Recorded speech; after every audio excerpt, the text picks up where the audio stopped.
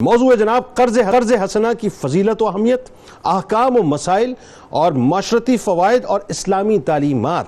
بات یہ ناظرین کہ ضرورت مندوں کو قرض دینا اور قرض کی بہترین ادائیگی کرنا اسلام میں جہاں اس کی ترغیب ہے، وہیں تنگ دست مقروض سے شفقت و مہربانی اور نرمی سے پیش آنا بھی اسلامی تعلیمات کا روشن باب ہے۔ قرض دینے کا بنیادی مقصد یہ ہوتا ہے کہ سب سے پہلے تو اللہ کی رضا مل جائے، اس کی رضا کو حاصل کیا جائے، ضرورت مند کی معاشی اور گھریلو پریشانیاں ختم ہو جائیں،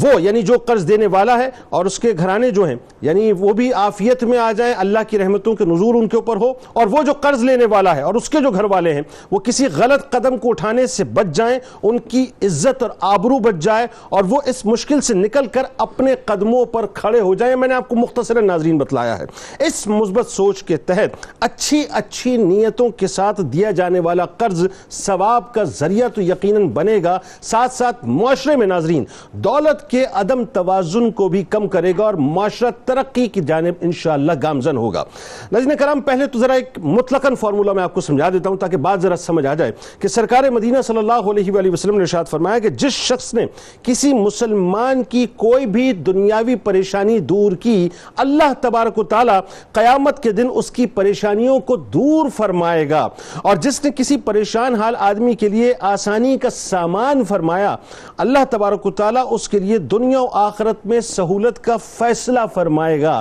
اللہ تبارک و تعالی اس وقت تک بندے کی مدد کرتا ہے، کیا خوبصورت جملے ناظرین، جب تک بندہ اپنے بھائی کی مدد کرتا رہے۔ حضرت انس بن مالک رضی اللہ تعالیٰ عنہ سے روایت ہے کہ سرکار مدینہ صلی اللہ علیہ وآلہ وسلم نے فرمایا کہ معراج کے موقع پر میں نے جنت کے دروازوں پر لکھا ہوا دیکھا کہ صدقے کا ثواب 10 گنا اضافے کے ساتھ دیا جاتا ہے، جبکہ قرض کا 18 گنا دیا جاتا ہے۔ تو میں نے جبرائیل امین سے پوچھا کہ یہ کیا وجہ ہے کہ قرض کا ثواب صدقے سے بھی زیادہ دیا جاتا ہے، یعنی اس سے زیادہ ٹھہرایا گیا؟ تو انہوں نے جواب دیا کہ سائل کبھی اس حال میں مانگتا ہے کہ اس کے ساتھ کچھ ہوتا ہے، یعنی اس کے پاس کچھ ہوتا ہے، جبکہ قرض تو انتہائی ضرورت کے تحت لیا جاتا ہے۔ ایک اور جگہ سرکار مدینہ صلی اللہ علیہ وآلہ وسلم نے فرمایا کہ ہر قرض دینے پر صدقے کا ثواب ہے۔ عبداللہ ابن مسعود رضی اللہ تعالیٰ عنہ فرماتے ہیں کہ نبی کریم صلی اللہ علیہ وآلہ وسلم نے فرمایا کہ جب کوئی مسلمان دوسرے مسلمان کو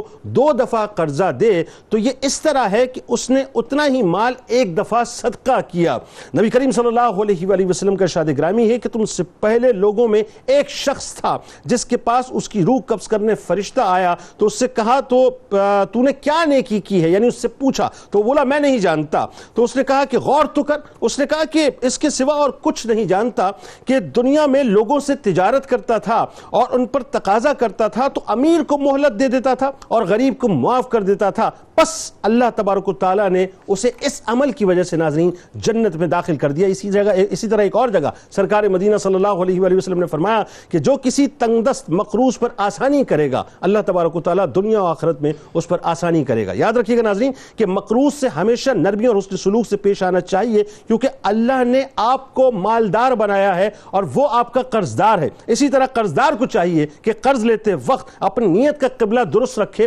اپنے آپ کو سیانہ نہ سمجھے، ورنہ یاد رکھے کہ یہ قرض وہ توق ہے جو گلے میں اگر پھنس گیا تو دنیا و آخرت میں اس کو برباد کر کے رکھ دے گا۔ سرکار مدینہ صلی اللہ علیہ وآلہ وسلم نے فرمایا کہ اگر کوئی شخص اس نیت سے قرض لیتا ہے کہ وہ اس کو بعد میں ادا نہیں کرے گا تو وہ چور کی حیثیت سے اللہ تبارک و تعالیٰ کے سامنے پیش ہوگا۔ اور آخری حدیث مبارکہ، اس میں کئی وعیدیں ناظرین جن پہ آج انشاءاللہ بات کریں گے، کہ سرکار مدینہ صلی اللہ علیہ وآلہ وسلم نے فرمایا کہ اللہ تبارک و تعالیٰ شہید کے تمام گناہوں کو معاف کر دیتا ہے۔ پھر ریپیٹ کر رہا ہوں، شہید کے تمام گناہوں کو معاف کر دیتا ہے، مگر کسی کا قرض معاف نہیں کرتا۔